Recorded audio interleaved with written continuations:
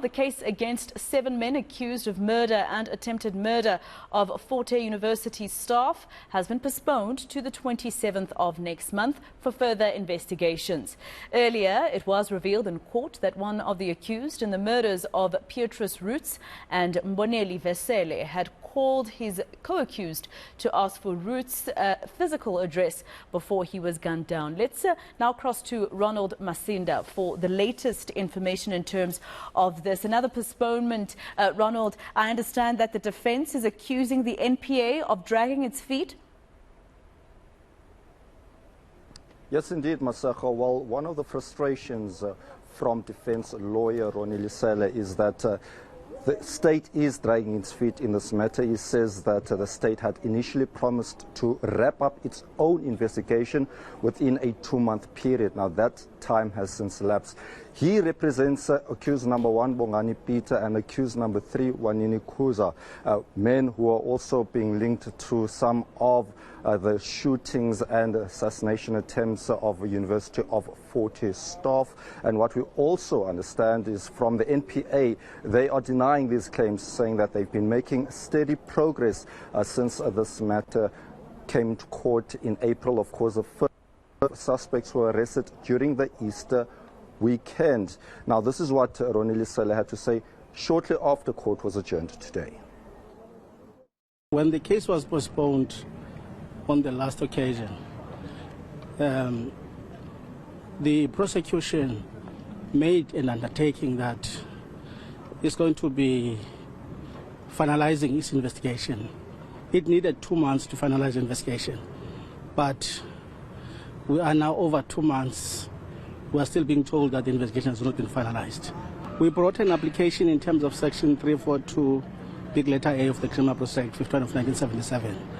The essence of that application is that if the accused feels that there is unreasonable delay, so it's placing the state on terms. In other words, that the case may be postponed, but the postponement must be final for that purpose because it's postponed for further investigation. You must remember, I've already stated that on the last occasion, which was the 21st of June, they indicated that it will be postponed for further investigation and that the investigation will be finalized by today. So come the 21st of August, we're still being told that some of the things that they undertook to finalize have not been finalized.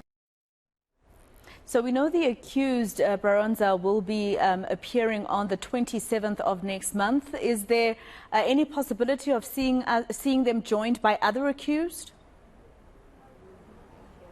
So, Masako, we have it on good authority that the wife of accused number 6, Lindokuhle Manjandi, who is the detective stationed at the Madira police station, who has since been suspended following his implication into this alleged shootings that have taken place at the University of Fort Hare.